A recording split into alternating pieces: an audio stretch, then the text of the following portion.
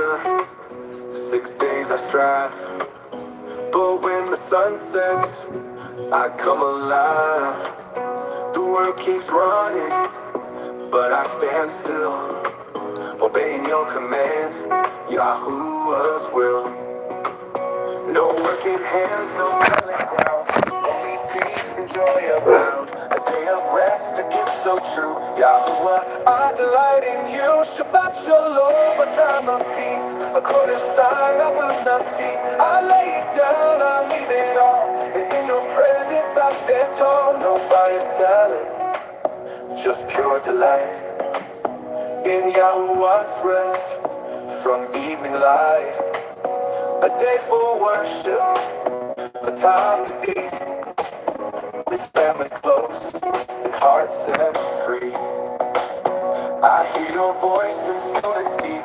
You call me close, my soul to keep. Your love surrounds, your spirit leads. You give me rest, you meet my needs. Set apart from worldly ways, I lift my voice in songs of praise. Your covenant forever stands. I trust, obey, and lift my hands. The work is done, the table set. Your Sabbath peace I won't forget. I breathe it in, I let it flow. A glimpse of what's to come, I know. Shabbat shalom, a time of peace, a quarter sign that will not cease. I lay it down, I leave it all, and in your presence I stand tall. From week to week, this truth remains, a day of joy and touched by chains. Oh Yahuwah, my King, my rest, in your Sabbath I am blessed.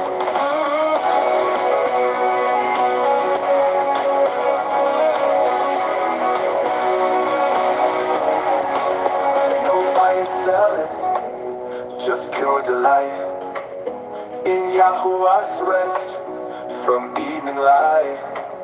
No buying, selling, just pure delight in Yahuwah's rest for hearts set free. No buying, selling, just pure delight in Yahuwah's rest for hearts set free. No buying, selling, just pure delight in Yahuwah's rest for hearts set free. From week to week, this truth remains, a day of joy and touched by chains. Oh Yahuwah, my King, my rest, in your Sabbath I am blessed. Shabbat Shalom, family. My name is Jason. I'm Caden. I'm Jaden. I'm Nicole. I'm Eli. And we are the Yahuwah and the Torah channel. And we can't thank you guys enough for being a part of this little itty bitty tiny reading that we do out in the middle of these jungles. And it is a wonderful day because it is a day of rest, a day that our Creator has set apart, not just for all the entities in the Shamayim, but also for all of the entities down here on this earth. And it is one of these days that is, we don't have a lot of instructions for it, but we do know that we're supposed to rest. We do know that we're supposed to relax. And it's one of these days that when you start keeping a Shabbat, when you start living the Torah life and living the kingdom walk, it's hard to miss a day of rest. And when you miss a day of rest, you can definitely feel it across your body. You can definitely feel it because man is not meant to do a 7-day grind. We were not built for that. And there's nobody that knows this better than our Creator, who has given us a set of instructions. And in these set of instructions that are included in the first 5 books of Scriptures, Genesis, Exodus, Leviticus, Numbers, and Deuteronomy, we are told that there is a certain path. There's a path that the remnant people will keep. A path that the 10 lost tribes of Yisrael that are spread out throughout these plains, that in the end times, people will start finding the value in them. We will start finding the wonderful part of the words of wisdom and the instructions and the books that we have been given. And the rest of the world, they don't really care. They don't really have a set of instructions. They have a doctrine, and their doctrine includes a brother named Shaul. And if Shaul didn't say what they want to hear, then they don't care what the first 5 books of Scripture say. But inside of the first 5 books of Scriptures, we are told that for all generations, all peoples, all families anybody who wants to be a part of the kingdom to come, this is our set of books. This is our set of instructions. And so for those of you out there who are keeping these laws, the statutes, and the commandments, which are a beautiful thing, Shabbat Shalom to you. Much love to you. Cade, will you please open us up in prayer? Heavenly Father, we thank you for this day, and we thank you for this Shabbat. We thank you for your mercy and your wonders that you have given us a day off, that you said your people should take a day off, that the humans that you have created should take a day off and have a rest and recharge and find peace in you, find peace with your Ruach HaKodesh to dive into your word. And as we dive into your word today, we ask that the Ruach HaKodesh is on our eyes, hearts, mind, and soul, that we understand the words you have written for us. And we ask that you continue to bless us, continue to bring us back every week into your rest, into your salvation. We thank you for all. In Yahushua's name, amen. Okay, and it looks like the YouTube has a couple more nifty little things here. I have no idea what the XP is all about, but it appears that every time that somebody comments, they end up with a little bit of a experience points, kind of like a video game, it seems like. And then if we could ask all of you guys out there, if you will give us a quick thumbs up. The only way to ever get YouTube to ever push these live readings is by you guys out there popping this up and helping us out with this. And we love to, for us, a viral video is like, Shabbat is like 500 or 600 people. That's as big as it comes. And when we have these little, these bigger ones, we oftentimes will catch one or two fish out there, and we'll add them to our family and friends and those who love to hang out on a Shabbat as we read the scriptures, as we go through the beautiful words of our Creator. And we can't thank you guys enough, again, for being a part of our family, for serving our Creator. Also, Nicole has posted in there a couple of links. The links are at the very tippy top. We now have all of our Android app and also all of our Apple app. Yah Scriptures 100% free of charge, all 103 books. The apps are a work in progress, and we are, as of late, always doing little itty bitty tiny updates and upgrades throughout all of this out there. So we appreciate everybody who downloads these and gives us some positive reinforcement into this, because it also helps get the word out. And this is how we are fishing for men, as we are getting the word out worldwide. And this week we are just about to release our 100% Spanish versions of both the iOS and the Android version. I believe it will be the greatest Spanish translation that has ever been out there. And we're going to be reaching into it. And all of this week I've been popping this stuff into Hindu. I've been actually sitting there. I did a little bit of education in Hindi, and I'm trying to figure out what in the heck all this stuff means. But I believe that we are going to have one of the greatest versions out there. And I realize that those in India and those who speak Hindi, they have mass amounts of gods, lowercase g gods. And it's interesting because there's a couple of words in Hindi that actually don't even translate. Like one of them was Elohim, because they are a monotheistic entity out there, and they don't have a single Elohim. And so that word doesn't mean anything. And so we had to go try to figure out a lot of these words, what it means, because when you live in a pagan society that has every one of these things that are out there, we're hoping that we can fish for men throughout all of the regions. And so by the time we're done, we'll have 3 large languages up there. And if you guys can keep us in your prayers, that we're able to fish for men in these very, very remote places of this world, where most people have, they have an Android device or they have an Apple device. And so if we can get people reading their scriptures, hopefully we can get them to figure out that our Elohim is one. Now, Jade, will you please bring us forward with the Shema? Hear, O Yisrael, Yahuwah Elohim, Yahuwah is one. And you shall love Yahuwah your Elohim with all your heart, and with all your being, and with all your might.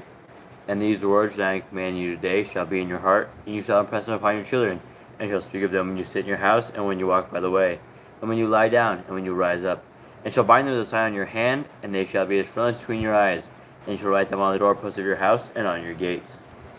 So this is a basic set of instructions, right, that we have that is a beautiful set of instructions. And the one thing that we don't have in this society is we don't have people that take the laws of our Creator and write them on their heart, or even impress them upon our children, right? We are Most of us have grown up in a pagan society, a pagan world.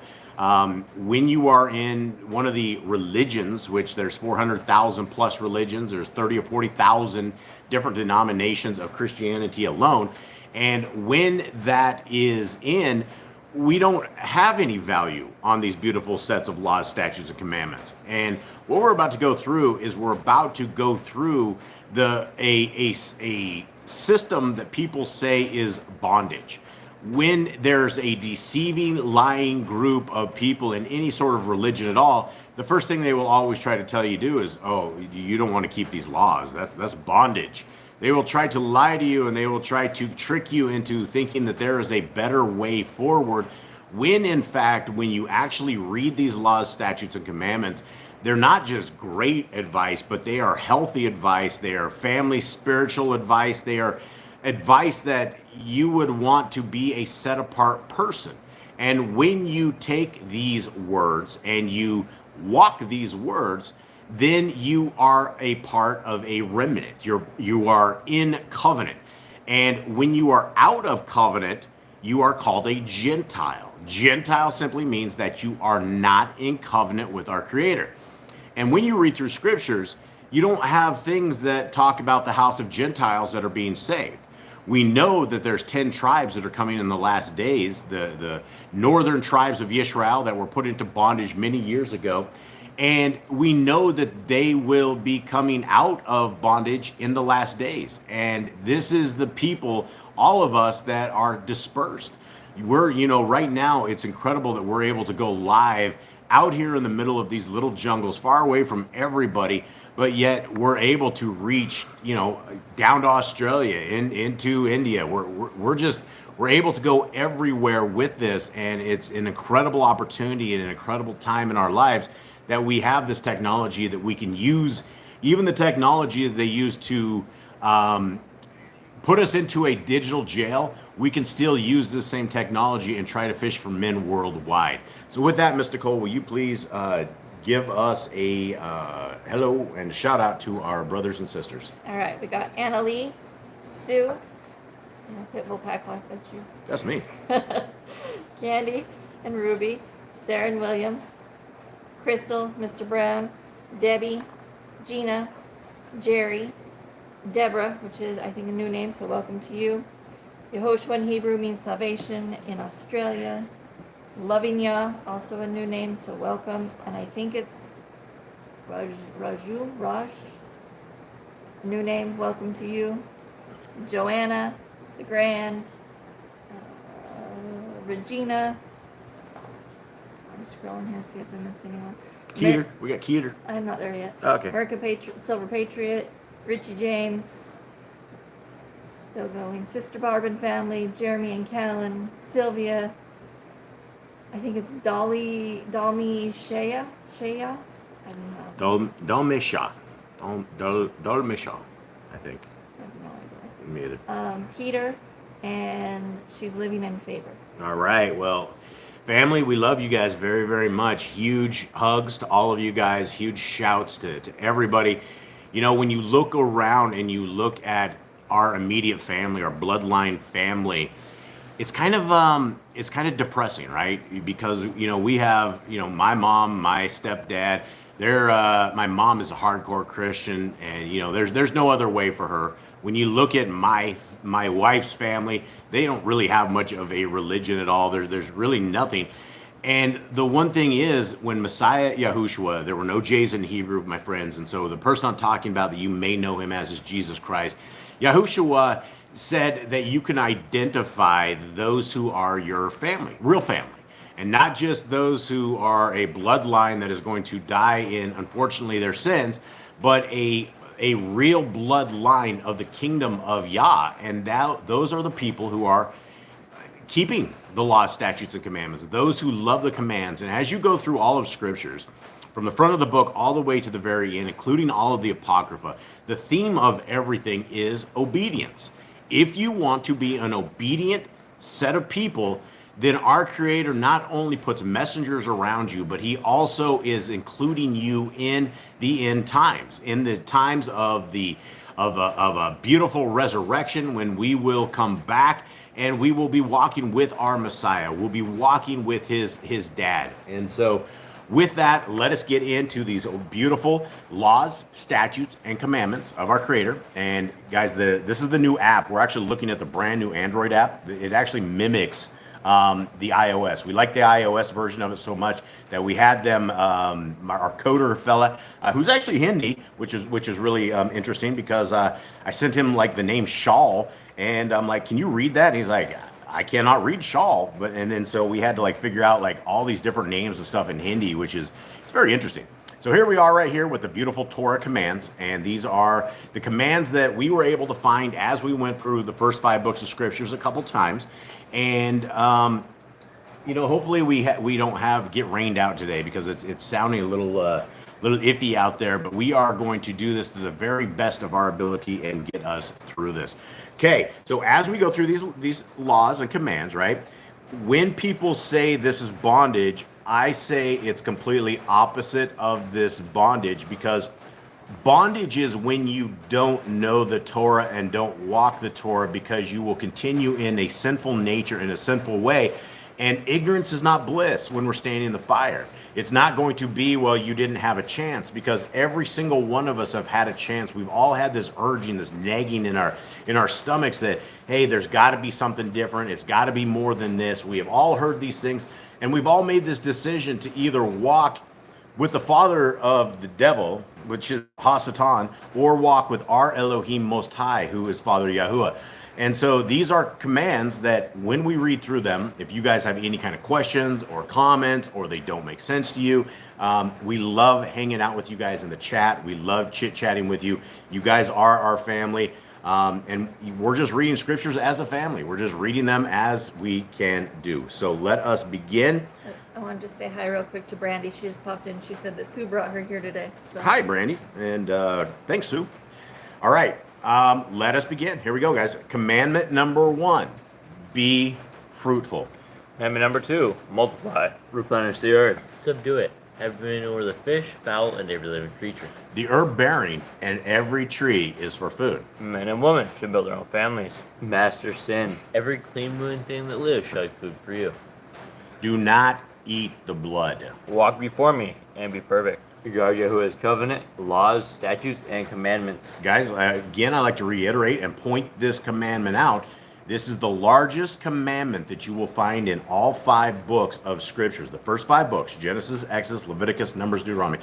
There is no single reiteration of any other commandment that is as large as this, right? There's a lot of reiterations, but when you look at this particular thing that says, I want you to guard Yahuwah's covenant, his laws, his statutes, and commandments, it is over 53 times that you find this, and it's not there over 53 times just so we can nail it to the cross, stick it in the ditch, say it's been fulfilled, because when you say these things, then you're missing out on a piece of life. You are missing out on some of the greatest things that we have ever been given, which is instructions from the Creator, who has pulled your soul before you were ever delivered to your mother's womb. He's looked at you, he designed you, he built you in a spectacular fashion, and he's invited us back. He's invited all of you back to the kingdom to come.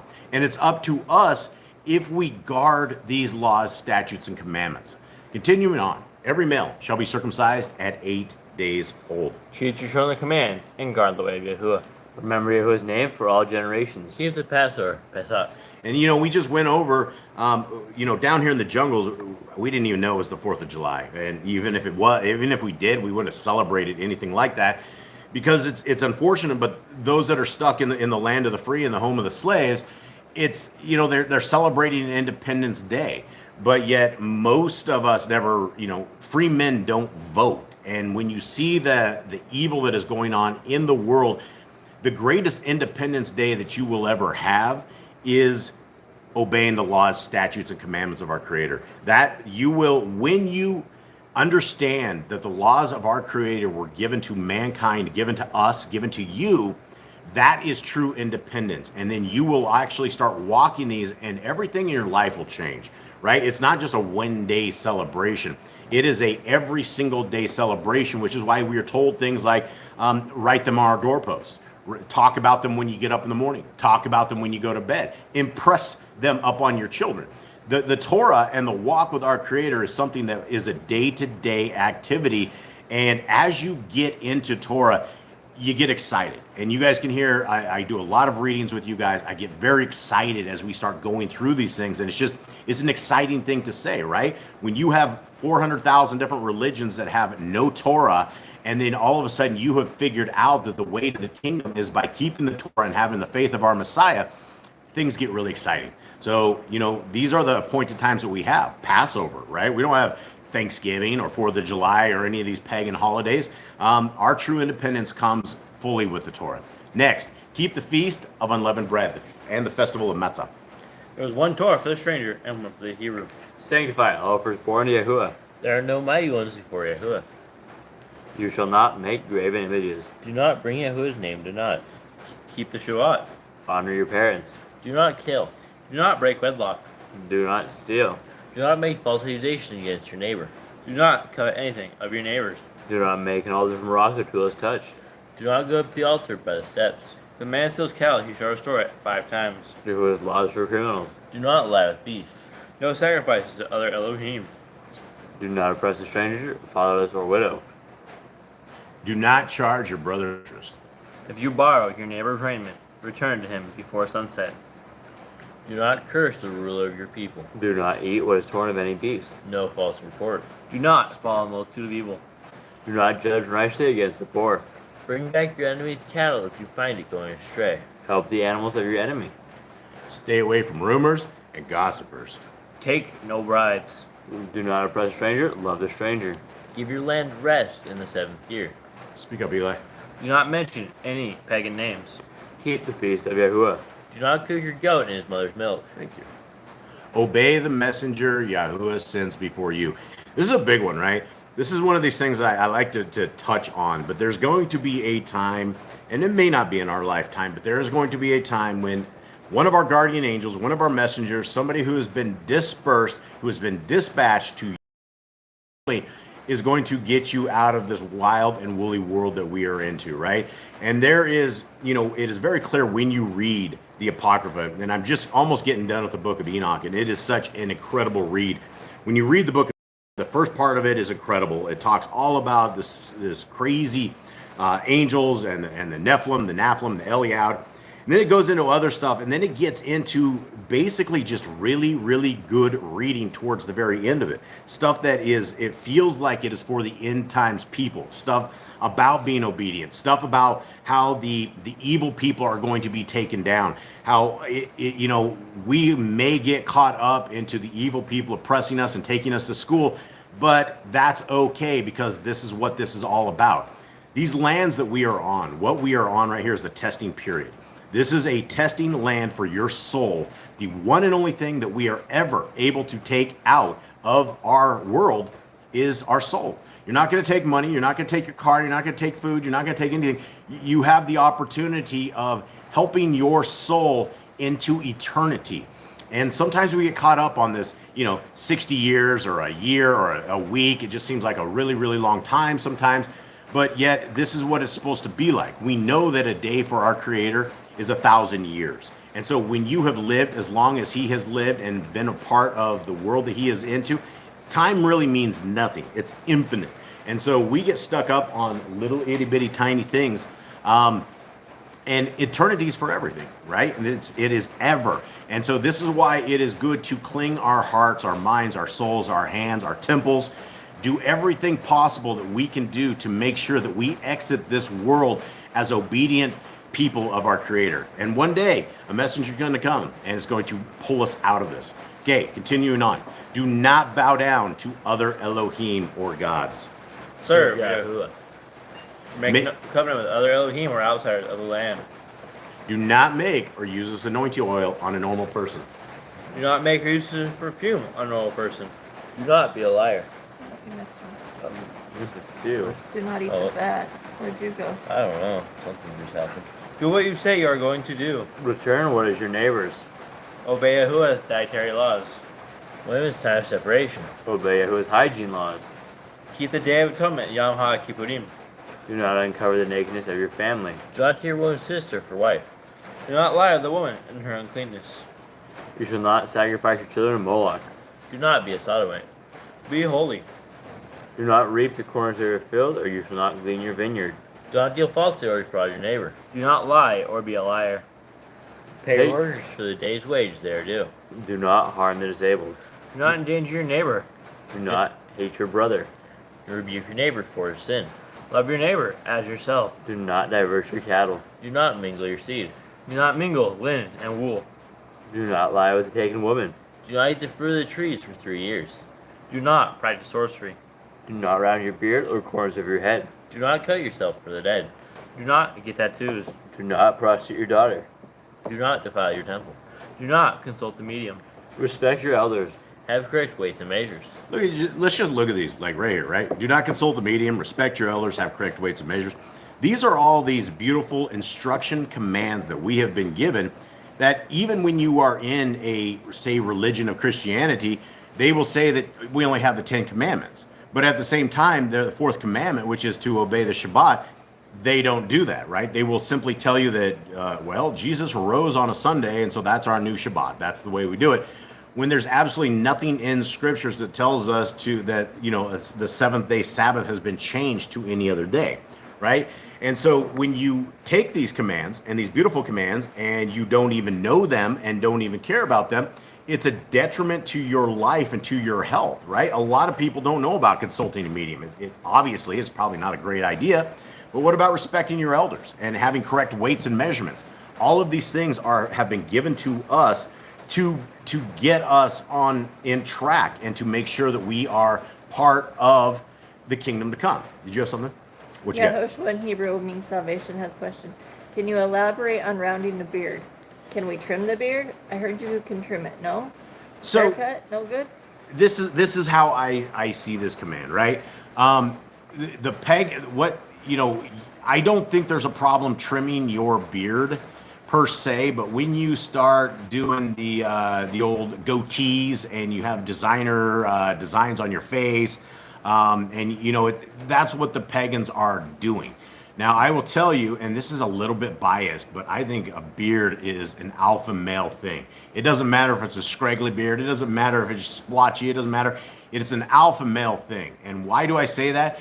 Is because in the 1900s, they went and a company called Gillette decided they were going to get all the women to start shaving their legs, armpits, and everybody's going to shave their beards, right? Prior to this, it really wasn't a thing. People didn't even do this. But yet the media and the advertising and the companies that are making money off of this, they went and convinced everybody that, you need to shave up and do all this kind of stuff. And there's a reason for all of this stuff, right?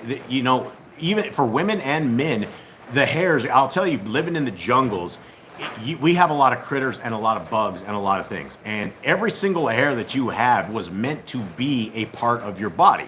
It's an antennae, right? When you have a little tiny bug crawling on you and you don't have these little hairs that will tell you, hey, I got some action going on, it can be a real problem.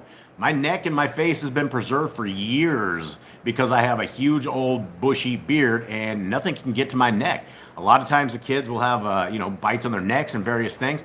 I have never had that problem, right? It's a part of who our Creator has made us. And the goatees, when you're shaving down your beard and you do all this designer stuff, that's what the pagans do. And so I think I've seen a ton of dudes that just have, they'll shave their beards and, they completely shave off. But I don't think we should be like it says, rounding the corners of them and designing them up and, trying to be one of them, the beta males that do that stuff all the time. One of the people at Sister Barb's there says Egyptians used to sculpt their beards and braid them. Yeah, and it's definitely a man's strength, right? I mean, I don't even know what I feel like a total beta male if I shave my beard. I just don't think I could do it at this point. But yeah, that's what it's told. When you look at King David's men, right? Remember when King David's men, the first thing that those guys did to embarrass them and to mess with them is they ripped their clothes off and shaved half their beard. And David's like, oh man, oh no. He's like, here, go hang out in the city until your beard regrows, right? That was the big thing, is they can't come back defiled with half their beard, it jacked up. So that's just my viewpoints on that whole side. It is. We don't have a tremendous amount of instructions on it. But you know, we have guys like how do I even say it? I don't know. Jim Staley does it, right? He like has this little beta goatee thing, and he's always designing and shaving off his beard, making it look good and sprucing it up. And I think he breaks commandments by doing simple things like this. Okay. Yeah, and that's the same thing. It's just, the Sister Barbara says they did to honor their pagan deities and to designate royalty. It's the same thing about like shaving your eyebrows for the dead, and doing all, you know, cutting yourself for the dead and all these kind of things, right? It all comes out of pagan culture. And when the people of Yah were taken out of Egypt after their years in Egypt, they came out with a whole bunch of pagan understanding, right? They didn't know how to serve our Elohim as our Elohim Most High wants us to serve him. And this is the instructions for the people of the kingdom. And guys, here's another thing, right? When the kingdom to come comes, I don't think they're going to be selling Gillette razors anywhere, right? So men and women, get used to it. Enjoy your hair that our Creator has designed us with. And, you know, the hair's in. So let's roll. I don't even know where we're at. Anyone? You're on do not walk the manners of the nation. Okay, so somebody roll it.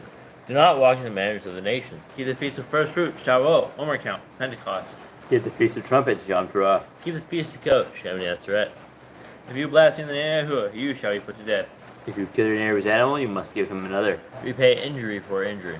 Honor the Yobel, the Jubilee year. Confess your sins to Yahuwah and repay who have trespassed against. The Torah of being a Nazir. Wear Ezekiel on the four corners of your garments. The laws whoever touches a corpse. Follow Yahuwah's law of inheritance. The law of keeping your oath to Yahuwah.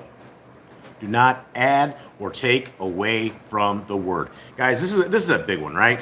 We live in a culture today that has done this, right? When you say the laws of our Creator are no more, that is taking away from the word, right? Who in their right mind would ever take the good instructions of the designer, the creator, the most brilliant individual that could ever possibly be, that can make things by his sound of his voice, and we're taking it away, right? When we add things like all food has been made clean, that's a lying pen of a scribe, because number one, pig is not food.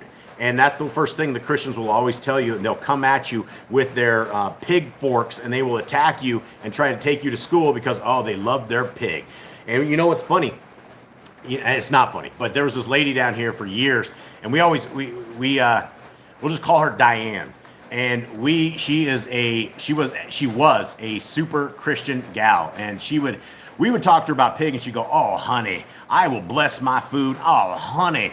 And just recently, she died. She was, you know, I don't know exactly what killed her. They said a cancer or something, but it's one of these things. We worked for years and years and years and tried to convince her that eating swine and eating all this unclean food was no good, and she would literally sit there and pray over the unclean food. And so when you read books like Leviticus 11, chapter 11, it will tell you there are things that is considered food and things that are not considered food. And for those who are just tuning into this and have never heard this before, things like pigs are the janitors of the earth. Things like shrimp, catfish, all of these things like this, they are nature's clean devices, and they don't sweat the same. They don't have the same kind of a extremity. Their bodies don't process food the same way that normal things that we have as considered food do. And so this isn't like our Creator saying, hey, you can't have this sweet, tasty, salty pig snack. He's saying, please don't kill yourself. Keep your temple alive. And this is what this entire gig is. If our bodies are the temples of the Most High, if this is where our Creator dwells, is in us, and we're sitting here defiling it and having all sorts of evil into our bodies, then how is our Creator ever supposed to exist within us, right? How are we ever supposed to get close to our Creator and keep our hearts clean, our hands clean, everything, right? Our hearts circumcised. This is what this is all about, is falling in line with the things that our Creator has said for us to do, because they make sense, and He said them, and we need to do it. Continuing on. Guard your soul. Guard your soul. Let's see. Guard your soul. Learn to fear Yahuwah. Shall love Yahuwah with all your heart. Bind the Torah upon your hand and in front of it between your eyes. Write the Torah on your doorpost. Do not tempt Yahuwah. Do what is good and right in the sight of Yahuwah. Do not be afraid of your enemies. Remember Yahuwah. Circumcise your heart. Cleave to Yahuwah. Swear by his name. Destroy graven images. Slow down, Speedies. Do not make an idol of Yahuwah as the pagans do to their Elohim. Rejoice. In all Yahuwah is blessed you with. Do not do what is right in your own eyes. All right, let's talk about this real quick because it's going wrong with what the chat says right here, right? Joanna's talking about her friends and everybody arguing, right? That's the first thing they do, right? The Christians love their Long John Silver, right? They love their shrimp house. They love their lobster. They love all of this stuff, and they've been programmed to do it. In fact, when I was in the States, they used to have, I remember growing up, they started advertising the great white meat, which was pig, right? That's what they were talking about it. And, you know, it's worldwide. Everybody will sit there and they will fight you with their little forked tongues and their pig forks, and they will tell you this is the best thing to do it. So when we have commandments that say do not do what is right in our own eyes, that the very first thing, we're breaking this commandment by eating pig. Especially when somebody has mentioned to us, hey, that's not real food, right?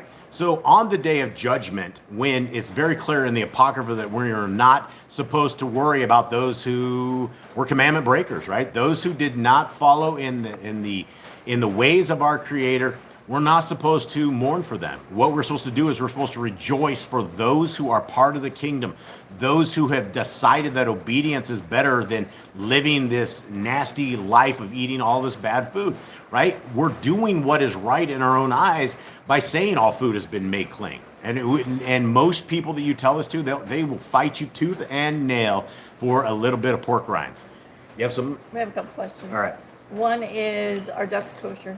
Didn't we figure this out? I don't know. Did we ever come to a conclusion on ducks? Pretty sure they're not. You don't think they are? Yeah, I don't know. We've gone down this particular discussion a long time. In fact, I think we got rid of our ducks at one point because we thought that they were unclean.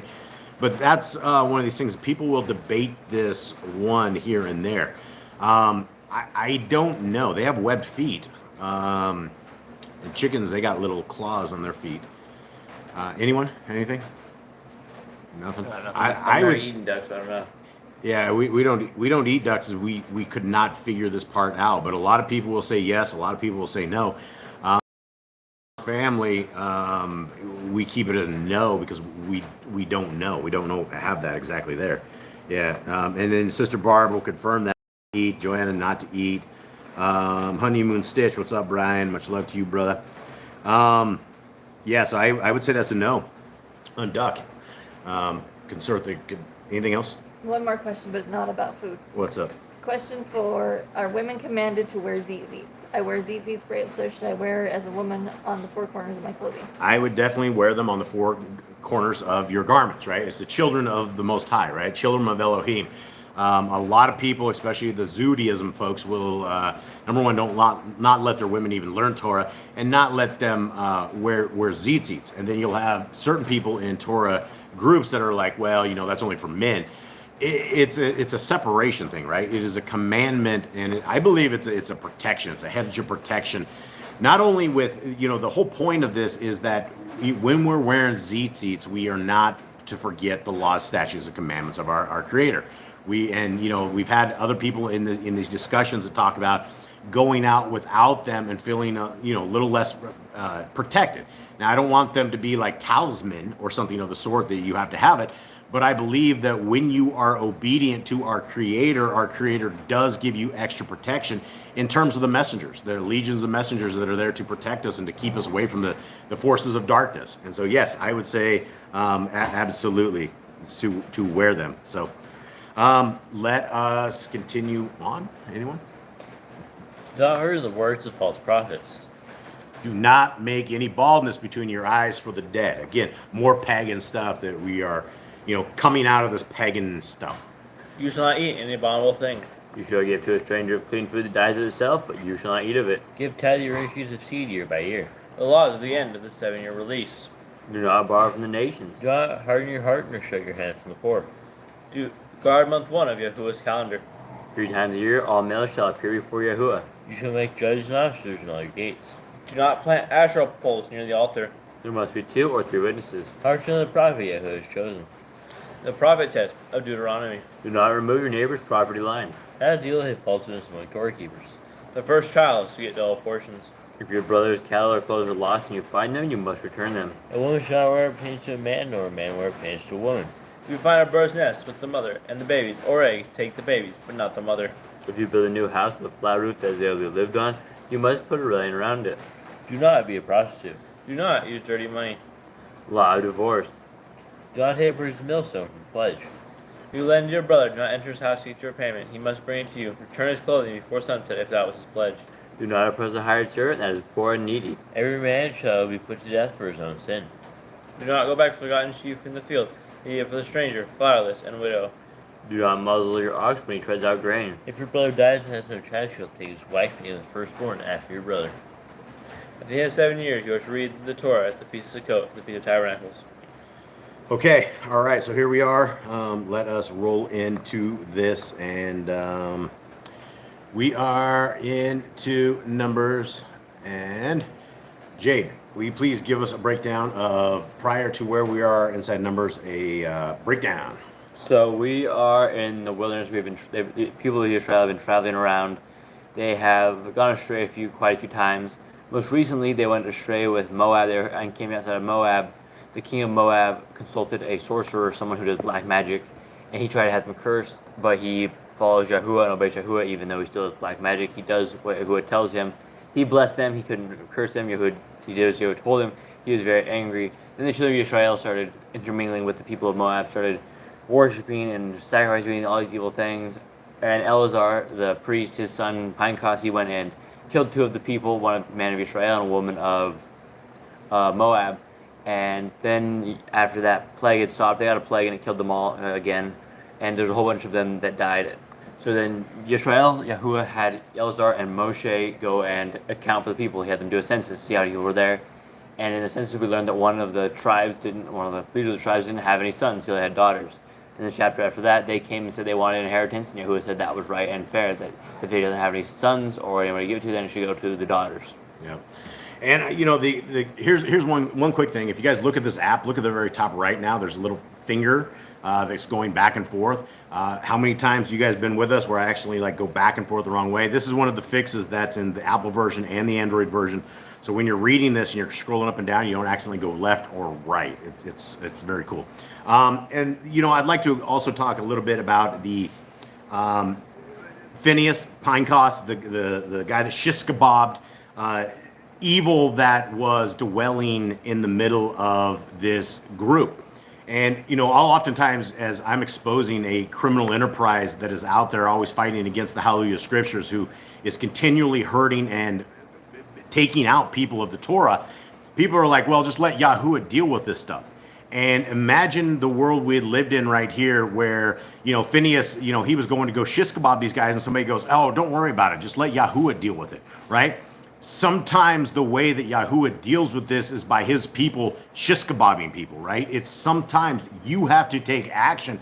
And if we're sitting here allowing evil to thrive and to corrupt and to destroy and to continually hurt people without taking a stand for it, I don't believe that is what it should be. And I like to take the representation that Phineas had in doing what he did to stop the evil that was happening, because he did stop a curse that was happening inside of the tribes of Yisrael. So be bold and be brave and be courageous and fight against the forces of darkness. And, you know, don't let, you know, darkness just ride up. If there's, you know, if you see something, say something, do something. It doesn't matter where it is, a child getting hurt, bad things happening. It's something that you could stop. Sometimes we can get ourselves into a lot of troubles with that same attitude, but at the same time, if we don't do it, who's going to do it? All right, so here we are. Bimidbar, Numbers 28. And Yahuwah spoke to Moshe, saying, command the children of Yisrael and say to them, take heed to bring my offering, my food, for my offerings made by fire is a sweet fragrance to me at their appointed time. And you shall say to them, this is the offering made by fire which you bring to Yahuwah. 2 male lambs, a year old, perfect ones, daily, a continual burnt offering. The one lamb you prepare in the morning, and the other lamb you prepare between the evenings, with 1/10 of an ephah of fine flour as a grain offering mixed with 1/4 of a hin of pressed oil, a continual burnt offering which was offered at Mount Sinai for a sweet fragrance, an offering made by fire to Yahuwah, and its drink offering, 1/4 of a hin for each lamb. Pour out the drink to Yahuwah as an offering in the Kodesh place. And the other lamb you prepare between the evenings as the morning grain offering and its drink offering. You prepare it in an offering made by fire, a sweet fragrance to Yahuwah. And on the Shabbat day, 2 lambs of a year old, perfect ones, and 2/10 parts of fine flour as a grain offering, mixed with oil, with its drink offering. The burnt offering for every Shabbat, besides the continual burnt offering with its drink offering. And on the beginnings of your months, you bring near a burnt offering to Yahuwah, 2 young bulls and 1 ram, and 7 lambs a year old, perfect ones. 3/10 part of fine flour as a grain offering mixed with oil for each bull. 2/10 parts of fine flour as a grain offering mixed with oil for the 1 ram. And 1/10 part of fine flour mixed with oil as a grain offering for each lamb, as a burnt offering of sweet fragrance, an offering made by fire to Yahuwah. Now, something that, I often like to talk about here is that, we were made in the image of our Creator. We don't know exactly what he looks like, but we could probably take a little bit of a guess and think that it probably looks kind of like a human being. And one of the things that, one of the most incredible things is our sense of smell, right? Imagine smelling cinnamon rolls or smelling steaks that are cooking. For those that are vegan out there, how about some delicious salad dressing, right? So something good on your salad dressing, right? Something of that sort. But what we learn from this is that burning this is a sweet fragrance to our Creator.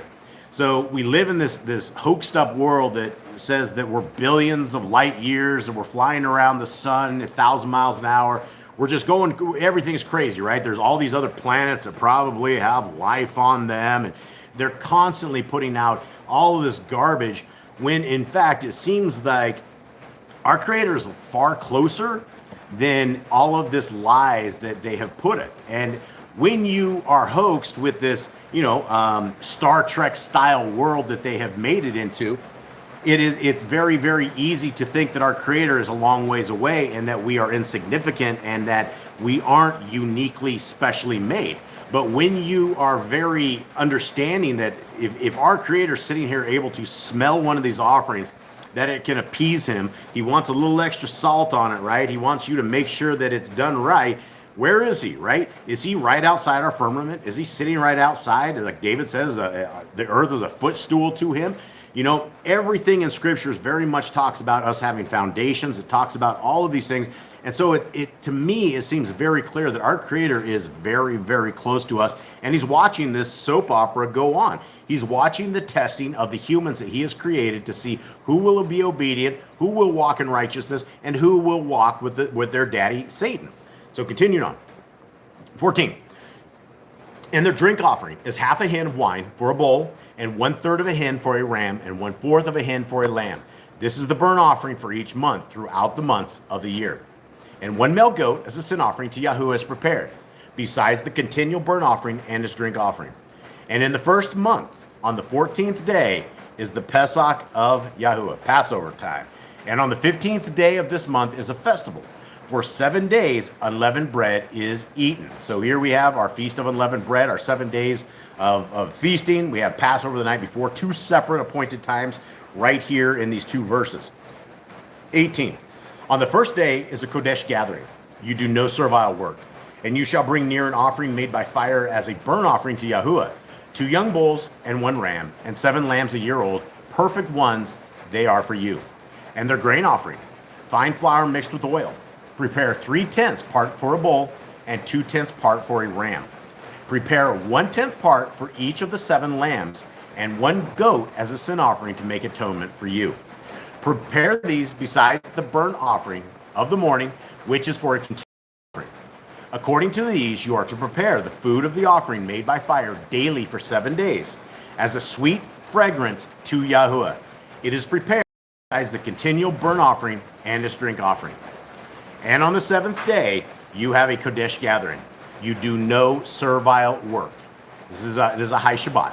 And on the day of the first fruits, when you bring a new grain offering to Yahuwah at your festival of Shavuot, you have a Kodesh gathering. You do no servile work. And you shall bring near a burnt offering as a sweet fragrance to Yahuwah 2 young bulls, 1 ram, 7 lambs a year old, with their grain offering of fine flour mixed with oil. 3/10 parts for each bull, 2/10 parts for the 1 ram, and 1/10 part for each of the 7 lambs. 1 male goat to make atonement for you. Perfect ones they are for you. Prepare them with their drink offerings, besides the continual burnt offering with its grain offering. Okay, so we, this is a very interesting chapter. You can, there was kind of a theme of the fragrance, right? How many times in that chapter right there did we hear that this is a sweet fragrance to our Creator? So, always things to consider, especially because we live in this extreme world of deception. Everybody wants us to believe something else, and a lot of times it's just to push us away from our Creator. Okay, let us get into the next thing. I'm checking out the chat real quick. True Yehudi eating duck. Sister Barb is saying you will never see a true Yemenite Yehudi eating duck, and I don't think we've ever heard anywhere in scriptures that we ever heard of anything with ducks. Sister Barb says we do not eat duck for a lot of reasons. Look at the origin is not defined specifically in detail by Yahuwah. We stay away from a crossbreeding situation. Okay, sweet. Richie James, this app is legit. Yeah, appreciate it, guys. Appreciate all the downloads. Even as we're reading some of the commands, I see a couple of things we're going to get fixed up in there. There's some of the funky letters in the commands. So we're always working on this app now, guys. We are rolling the app, trying to get any better. So if you guys find any kind of errors or issues or things that you think would make this app a little bit better, let us know, because the Apple version and the Android version are basically the same version, kind of. But we fix one, it fixes the other. So, anything else here, Miss Nicole? Okay, all right. Jade, Lucas 10, give us a breakdown of where we are at. We are in the days of Yehoshua. He is going out teaching his ministry. He has his 12, and he called them and sent them in 2 different places to go teach. And Yochanan is dead at this point. He's been beheaded. Herodias is trying to figure out who Yehoshua is. He thinks that he is John the Baptist, whom he already beheaded. He's like, who is this? Some people are saying it's Elijah. And he sent out his disciples to go teach, and he gave them powers. And then people started like, oh, well, I can't do this. I can't go and do this because I have to do this. Just follow me, put down this, and just do what I tell you to do. Yeah, so let us get into this. Lucas 10. And after this, the Adon appointed 70 others and sent them 2 by 2 ahead of him into every city and place where he himself was about to go. Then he said to them, the harvest indeed is great, but the workers are few. Therefore, pray to the Adon of the harvest to send out workers into his harvest. Now, I believe these words are the same words that apply to us today, right? We live in it was bad back in the day, but, we have had 2,000 years since our Messiah walked these lands, and evil hasn't got weaker. Evil has not, since the days of this, right? You have the Jehovah's Witnesses, you have the Seventh-day Adventists, you have every religion under the sun. You have Scientology, those guys. That's just, when you look at these religious systems, it's getting more and more people. Then what does the religious system do, right? They send out their missionaries, and their missionaries go from side to side. You have the Mormons that, you can't be a good Mormon leader unless you go into their little thing at 18 years old, and you go and you start supposedly ministering to these people. And what are they ministering to them, right? That the laws are dead, the laws have been forgotten, there is no laws, we don't have any moral compass. Whatever moral compass is what we call these dogmas of your religious system. And every single one of these things, every 400,000 different religions, and there's not a single one that has value on the Torah. What does that say? That says our world is completely deceived and we are completely gone. So every single time that we get, somebody new that comes into Torah, that's the reason to rejoice. And we can, I tell people all the time, there's thousands and thousands and thousands of people that have told me off inside of YouTube and throughout the years that we've been on YouTube and throughout the different platforms. And every once in a while, there's 1 or 2 that come in and they're like, wow, we didn't see it like this. And that is the ones where the messengers are rejoicing, right? This is not for everybody. The kingdom to come is not for everybody. The world was made for everybody, but the future is only made for a slim, itty bitty tiny piece. According to the second book of Ezra, it is a drop of water in comparison to the wave of who will be saved. Now, when you think about that, and we look at the size of a wave and we look at a drop of water, there's not a lot of people that are coming along with us. So every single one of us, guys, even though we get laughed at, we get scoffed at, people are always, the Christians, they'll sacrifice you on their pig fork, right? They'll laugh it up. They're having the greatest joke on your head, and all you can do is just shake your feet off, right? Kick the dust off and say, you know what? I planted the seeds. Maybe Yah is going to do something a little bit further. But not a single one of us is ever going to be able to sit in the bad side of Sheol and go, man, I never had a chance. I didn't know anything like this, right? We've all have scriptures. We all have cable TV and satellite TV, and everybody's off doing all this crazy stuff, but yet nobody can pick up their books and ever just start reading them as a love letter from our Creator. Which is why I always encourage everybody out there, if you've never read the first 5 books of scriptures at least 5 times slowly, this is where you'll want to go, right? Read Genesis through Deuteronomy slowly. Read it again until you understand very clearly that this is our government rules and regulations book of the kingdom to come. It's good for all peoples, all generations, all creeds. Your children, their children, it's not like a box of milk. It never expires. It doesn't have an expiration date on it. And what you do by denying is you have your own expiration date. Those who say the laws of our Creator are no more immediately have an expiration date on them. And just like that old lady that we tried for years and years and years to try to eat clean food and try to come out of Christianity, now she's in a really bad place, right? It doesn't matter how bad the death here is on earth. The next world, coming into a world where you are an unrepentant Gentile, is going to be horrific. And it's something that we want to avoid. So guys, the harvest is huge. We just need workers. We need those of you out there who are willing to be laughed at and scoffed at and do whatever you can do. 3, go, see. I will send you out as lambs into the midst of wolves. Hallelujah. Is that not just literally what we are? How many times do you have a pack of wolves that surround you as you're trying to tell people the truth? Happens here all the time, right? We are constantly amongst wolves, and nobody cares, right? But we have to find those 1 out of 10,000, 1 out of 100,000 that will be able to have their eyes open and their ears open, and they will appreciate it, right? And when messengers are rejoicing at one person repenting, that's what this is all about. Messiah says, do not take a purse, nor a bag, nor sandals, and greet no one along the way. And whatever house you enter, first say, peace to this house. And if indeed a son of peace is there, your peace shall rest on it. And if not, it shall return to you.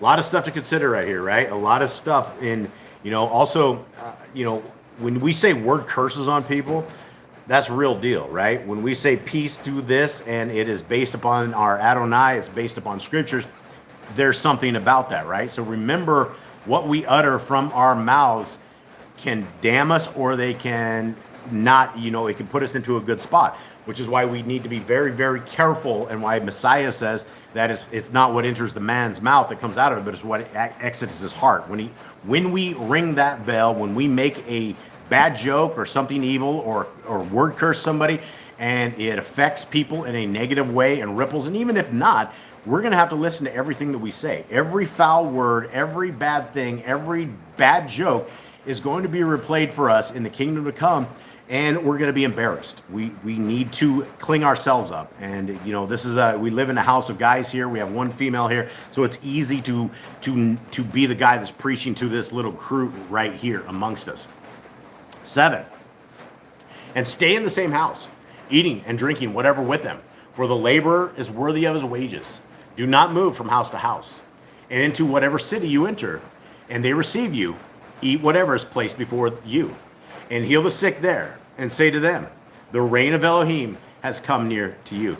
Now, there's been a lot of people that have always said that this little section right here, eat whatever is placed before you, that's the pig, right? If they put a big old head of a pig right there, you take your knife and chop off the ear and start chewing on the ear of the pig. That's not what this is saying, right? We have a Levitical pretense, we have biblical hermeneutics, which essentially says that what you learn at the beginning of the scriptures is what sets the foundation for the rest of the scriptures. You can't say that, later on that pig is good because Leviticus 11 says pig is not good. We have to take scriptures and we make them our foundational standpoint. And that's why if you haven't read the Torah at least 5 times, this is your time to do it. And you guys can download these apps. You can, even for those with hard of seeing, this app was built for all of us that are like semi-blind. You can set up this resolution on this way big, and I've even read this stuff with a magnifying glass even when I was having vision problems, just to read through scriptures. So it's there for everybody that's interested. Okay. And into whatever city you enter, they receive you, eat whatever is placed before you, and heal the sick there, and say to them, the reign of Elohim has come near to you.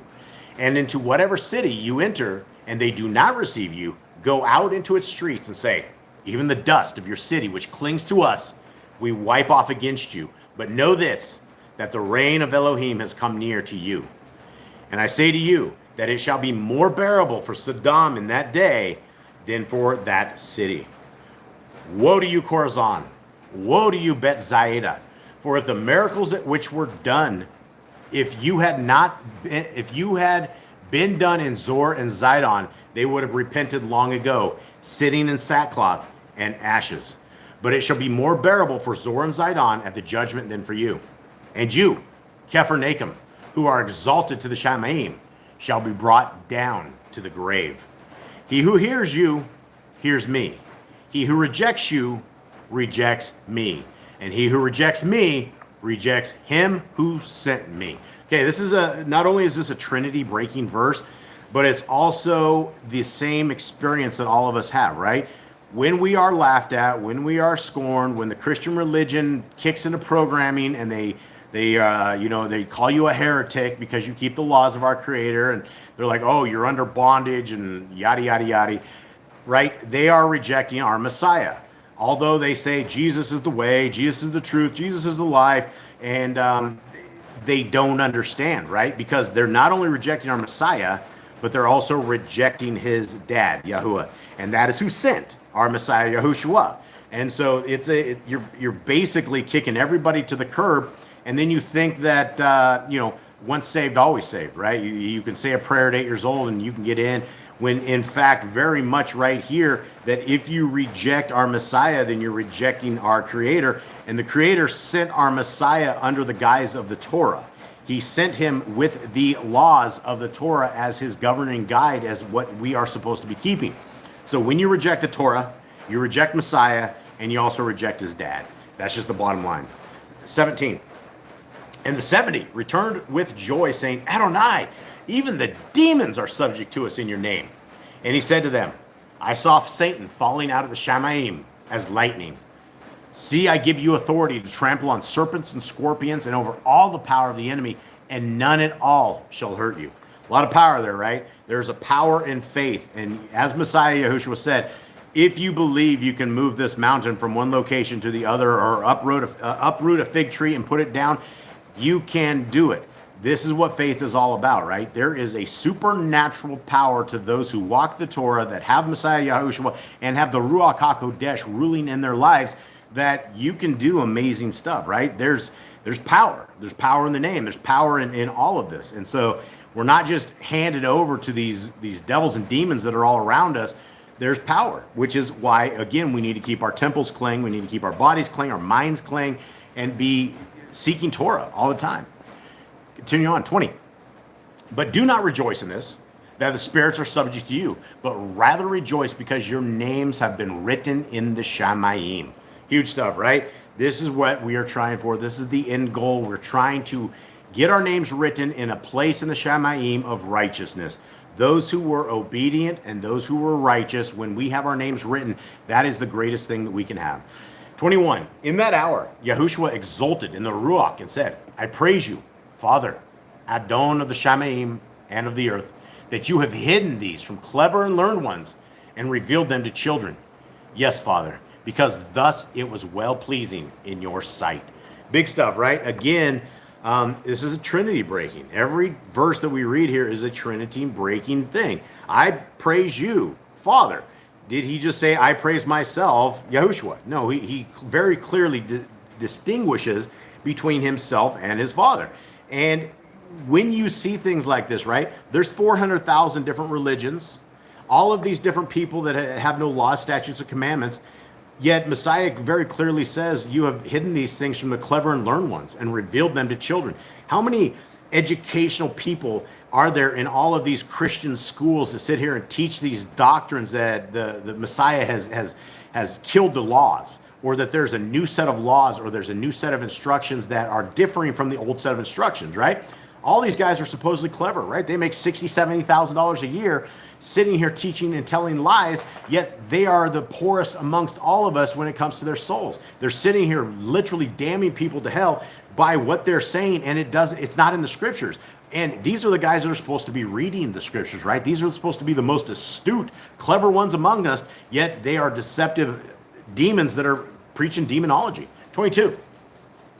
All has been delivered to me by my Father, Trinity breaker, and no one knows who the Ben is except the Father, and who the Father is except the Ben, and he to whom the Ben wants to reveal. The Christians will distort this and twist this scripture and like, well, look, it's the same person. This is the same guy. That is not the same guy. This did not say it is the same individual. The Son was with the Father before creation ever was. How long was the Son with the Father? It could be billions of years. We have no idea. It could be hundreds of billions of years. We don't know how long the Son was with the Father. But we do know that he was with him prior to this. And if he is with the Father prior to this, he knows his dad very well. Just like all of your kids know exactly who you are because they lived with you, right? That's what this is saying, right? If you know the Son, you'll know the Father. What does the Father want? The Father wants you to be obedient to the Torah. What does the Son want? He wants you to be obedient to his Father's Torah. It's the same entity. It's the same goal. And it's not the same entity as in a Trinity. We're talking about the wishes and the delegation of the Torah. It's the same thing. Everybody's looking for the same thing. 23. And turning to his Talmudim, he said, separately, Baruch, blessed are the eyes that see what you see.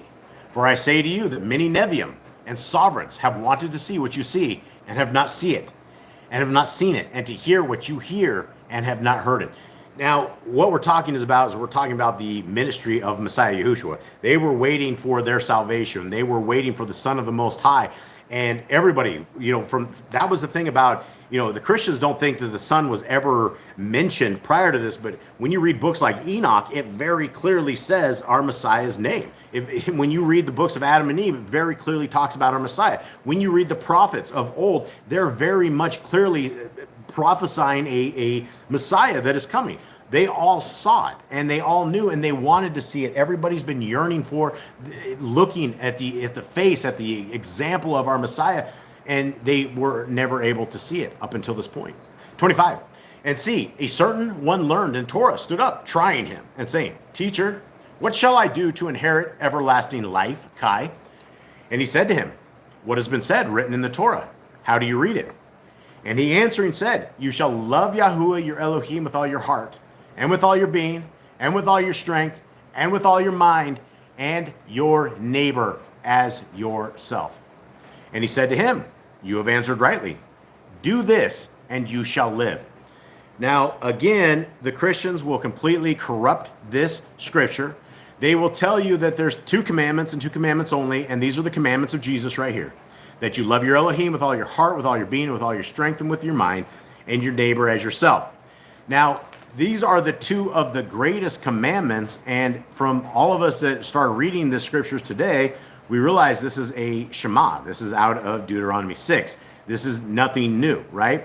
And when you love your Creator with all your heart, with all your being, with all your strength, you don't hate what he says, right? Christians hate the Torah. They hate the laws. All these religions, they hate the laws. So if you hate the laws that your Creator has presented before you, are you a filthy liar saying you love him with all your heart?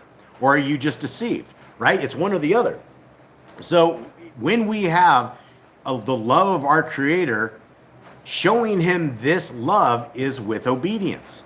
It means that we have the Torah, we walk the Torah, it's part of our life, it's part of our family's life, it's part of everything. It is our strength and it is in our mind, and we're also loving our neighbor as ourselves, right? It's not that there's 2 commandments, but if you want to make it only 2 commandments, then you better love the entire Torah, because that is what our Creator loved enough to give it to us and has instructed us to live by it and walk by it. 28.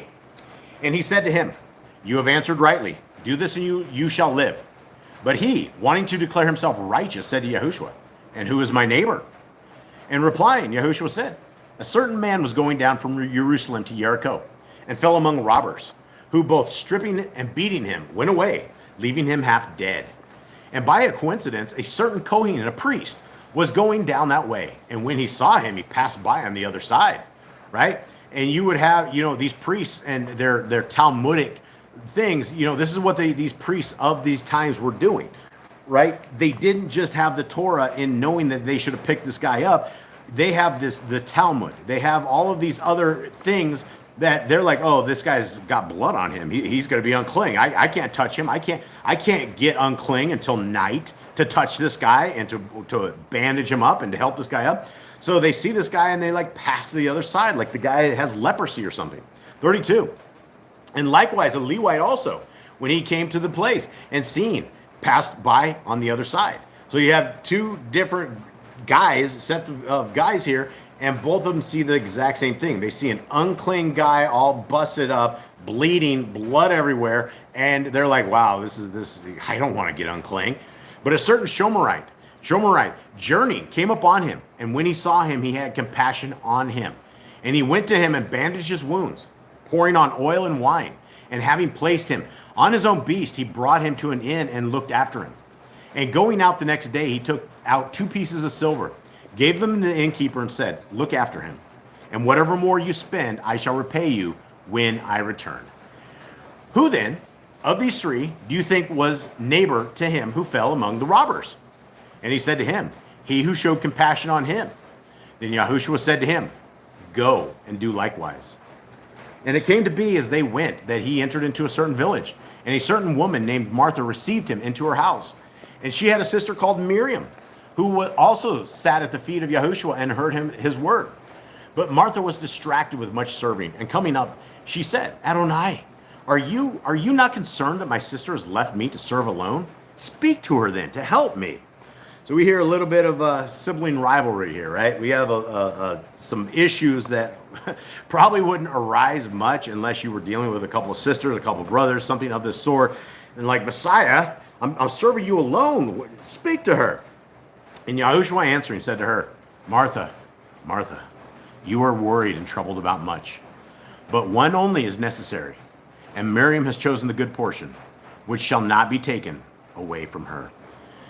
Beautiful stuff, right? Beautiful stuff that we have inside of the Basora, inside of the doctrine of our Messiah, that, we can see how things are. And, a lot of times we don't see things as those of the kingdom should be seen them. Sometimes we get hooked on human things and human nature. And human nature is greedy nature. Human nature is something that, we see somebody all busted up in the bushes and we're like, oh man, I wonder if somebody's gonna rob me when I'm trying to take care of this guy, right? Or thinking that we're better than somebody else, and that if we get blood on us, then, being unclean until evening is a terrible thing. That's why we have rules and regulations, things inside the Torah, that in the event that we do get blood on us, in the event that we have to become unclean in service of the kingdom, that's what it's all about, right? It's a ceremonial thing. It was one of these things that if you were unclean, you wouldn't be doing temple work. You wouldn't be going into the temple. You would wait until you were clean to make this happen. But those who were part of this Talmudic, the Pharisaical Sadducees and all those, they read all sorts of these other rules and regulations into it that they would actually not even help somebody that was beat up alongside the road. So we need to align our lives into the way of the kingdom, which is to love our neighbor as ourselves, to love our Elohim Most High with all of our heart, with all our mind, with all of our soul, with everything that we have, and it needs to be a part of our life. And as we are going out there, we need to be fishing for men, taking out every bit of the fish hooks that we have, taking out a little nibbles of the Torah and tossing them out, and seeing who will bite, seeing those who we can open their eyes. And, it's going to be one of these things in the book of the Nazarene. It talks about the ripple effect, that anything that you toss into the water, a clear lake that pops open a ripple, whether it's negative or whether it's positive, those are all going to be things that are accounted for you. And so we want our little tiny rocks that we're throwing out there into this river to be ripples of righteousness, ripples of effects of the kingdom to come, and planting the seeds where we hope that it will land upon something that will generate 100-fold. And that's what we're all called to do, guys. Until the kingdom comes, until our last breath, we are here fishing for men, seeking those who our Creator has sent that are willing to open their eyes. And it's not going to be a lot of them. So don't be discouraged as you're laughed at, as you're scoffed and mocked and tossed to the wayside.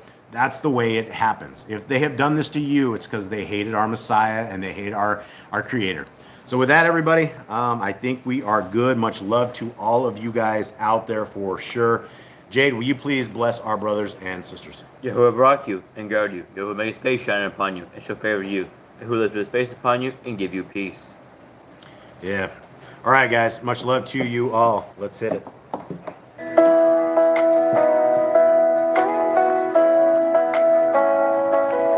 Walking steady on this road you made.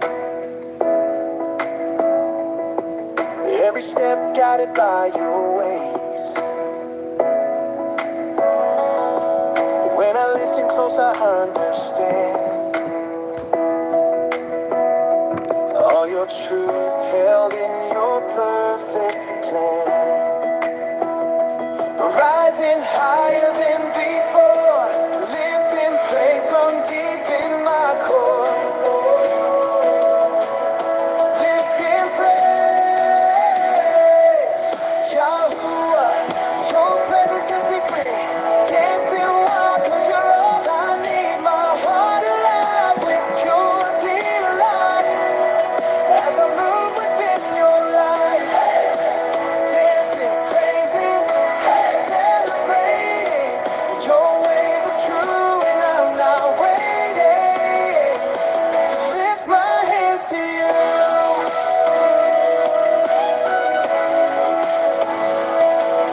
In the morning when I rise to pray, in the evening as I end each day,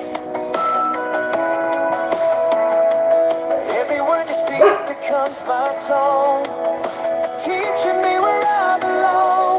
Rising higher than before, your truth is what I'm living for. Living for Yahuwah, your presence sets me free.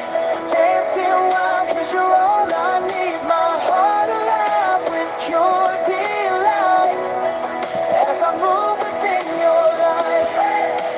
Dancing, praising, celebrating.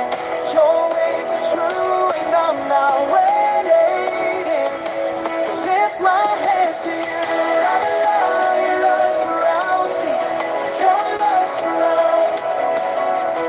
I'm alive, your truth has found me. Your truth has found every day, every way. Leading me, setting me found every day, every way. Leading me, setting me.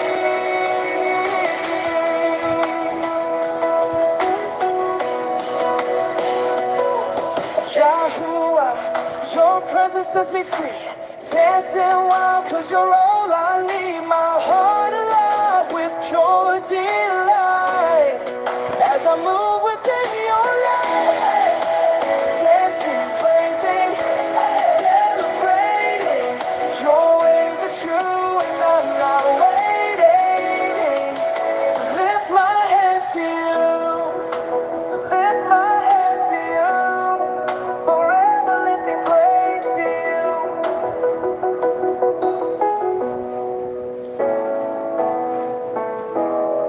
All right, beautiful family. I was waiting for Crystal Starling. She had a question. I'm not sure if it'll get in before we roll out of this, but may Yahuwah bless you and keep you. May his light forever shine on you. May the Torah be a part of your life forever, and may the Ruach HaKodesh be in your temple as you keep it clean, as you serve our Creator, as you serve the King who's on his way. Crystal, if you just send it in a... She has my email. So She has your email? Okay. Yeah. Okay, so there you go, guys. Much love to y'all. We love y'all. Shabbat Shalom.